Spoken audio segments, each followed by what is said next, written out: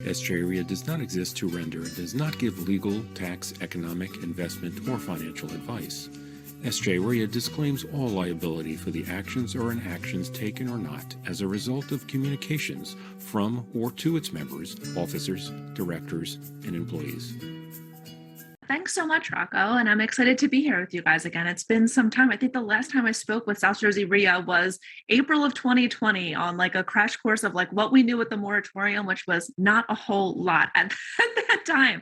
And so I'm excited to talk a little bit more about what the landscape is right now from a landlord-tenant standpoint, but also the focus of the conversation will largely be around what it looks like when you're purchasing tenant-occupied properties, the due diligence you should be doing. And so I'm going to share my screen real quick and we'll go through some slides. All right, so imagine you guys can see that. And we'll save Q&A for the end, but if you want to, I guess, drop them in, Rocco, I'm not sure if you want to moderate them or we can, just tackle them all at the end.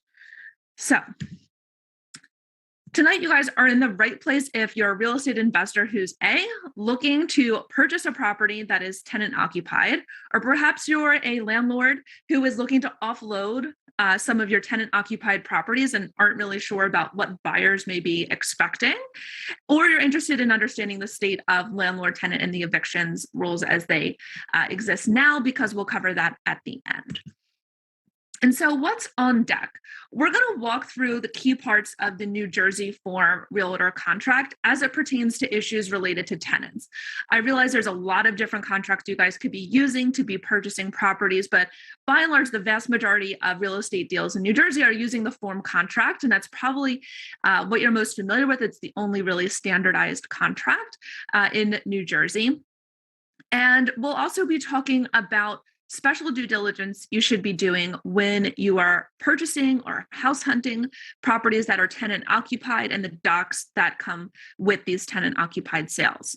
Also, we'll talk about the state of the eviction moratorium and how to navigate the contract process in light of what that moratorium is right now. We'll say October 28th, I think it is, 2021, because it's still a shifting target. It's not shifting as fast as it was back in like April 2020, where it felt like there was new rules coming down from the state or the federal government every other day. But this has been the lay of the land since about August of this year. And so the phases of buying tenant occupied property, I think, are three things. When you're house hunting and you see that there's a property you want to put an offer on that has a tenant in it, the first thing you've got to think about is the negotiation. What needs to be in the contract to make sure that this goes smoothly, to make sure I've got the contingencies I need, to make sure that I understand and will get the due diligence I need to review. And the next thing we'll cover is the actual due diligence. What is it that you need to get? How do you want to analyze it? What are red flags we're looking for when we get these documents? It's not enough just to say, hey, give me the lease. And you're like, I got it. And you don't know what you're doing with it. So we want to understand what we're doing during this due diligence. And then finally, the transfer. We're hitting the closing table. How do we functionally switch landlords? We go from the seller to you, the buyer. And so what does that look like? And so my goal for you this evening is to understand the legal steps and the nuance that comes with buying tenant-occupied properties. And I have to say, this is one of my favorite areas of practice. If you are looking for an attorney who specializes in buying tenant-occupied properties, if I could do one type of transaction all day, every day, this is my favorite because it overlaps the transactional with the landlord-tenant law. And so if you don't know me, I am Bonnie Galam. I'm a licensed attorney in New Jersey and Pennsylvania with offices in North and South Jersey. I am also the owner of a self-managed portfolio of about 100 doors located in Philadelphia and Southern New Jersey. I'm the mom of two kids who I hope are being put down into bed now by their father. They're 4 and 2 years old.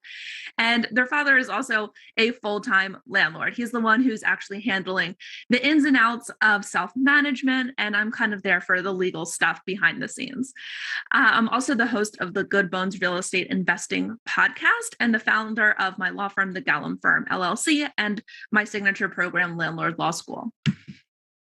And I know Rocco gave a quick disclaimer. Here's mine. Here's the fine print. Nothing today is legal advice for you. I'm not your lawyer. If you guys want to work together, my contact info will be at the end, and we can definitely set up time to talk. So, one of the things that I hear all the time, not just on tenant occupied properties, is, oh, it's just a regular sale. Don't make it so complicated. And the reality is, there's nothing that is regular about purchasing or selling tenant occupied property. There's a lot of extra nuance because the big thing is that you, as the buyer, don't get full possession of the property. Do you get title to it? Yes, but you can't just go march on in and say, well, this is now my living room, guys. I own the place. That's not how it works. And so while you're buying the asset, the real estate itself, it comes with terms and conditions and another human being involved. And so these deals I have found can be hard to negotiate, and for a few different reasons. The first is that, and I've seen this a lot in the last year, there's a lot of, and I'm sure if you guys have been house hunting as well, there's a lot of landlords who are offloading their properties because they realize, hey, I haven't put CapEx in this place in 20 years, and now I can get top dollar for it. And so they're just offloading a lot of these problem properties, and I don't think they want to think about it. They just kind of want to like list it and collect their check at the closing table. But there's a lot of legalities and there's a lot of things that the sellers have to kind of be willing to come to the table and play ball in order for you as the buyer to do your due diligence, which I think is only fair. I think any buyer should have the right to do their due diligence and understand not just the property, but the tenancies that they're acquiring with it. And I think that they, ideally, if they have an attorney as well, they're being explained, hey, this is the standard stuff. This is not unreasonable. We'll work together to reach the closing table and get, that check that you're waiting for at the end. But tied in with that, I've found that a lot of sellers right now don't have the best record keeping, which is really difficult when we're in a situation where, we want to make sure that we're buying a property that has performing tenants in it. And so when you say, hey, show me your rent roll, and they're like, well, here's this Excel file I made 5 minutes ago, it doesn't really give you the best sense of encouragement that this rent is actually being paid. And so it makes it, again, a little bit riskier because ideally in those types of situations, you maybe want to see bank statements and, people are depositing things all left and right. If you've seen some of my other presentations, I talk about asset protection a lot and not piercing the corporate bill. And let me just say there's a lot of LLCs that could be easily pierced because these rents are going all over the place. But on the other hand, there's a lot of buyers who don't understand the legalities either. They don't know what they don't know. And it's not their fault. Not everyone went to law school or got trained to be a realtor. And so they don't know the nuance of what they should be even asking for in the first place. And a lot of times we're seeing just like this form contract and you're like, well, here's the form. And so if the box is checked, the box is checked, but the contracts can go way, way beyond that.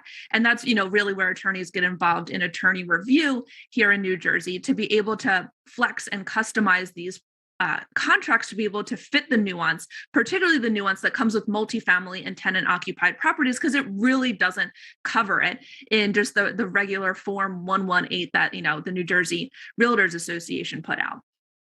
And a lot of times agents don't know what questions to ask. The reality is that these types of properties are not your regular run-of-the-mill properties. I feel like they land on us real estate attorneys' desks more often because they are a little bit more complicated. And so for a lot of agents, they may be encountering these types of situations for the first time too. And it's not their fault. I don't think, the expectation should be that a real estate agent has the same level of understanding of these things as a real estate attorney does. But it gets more complicated if you don't have a good legal resource to turn to.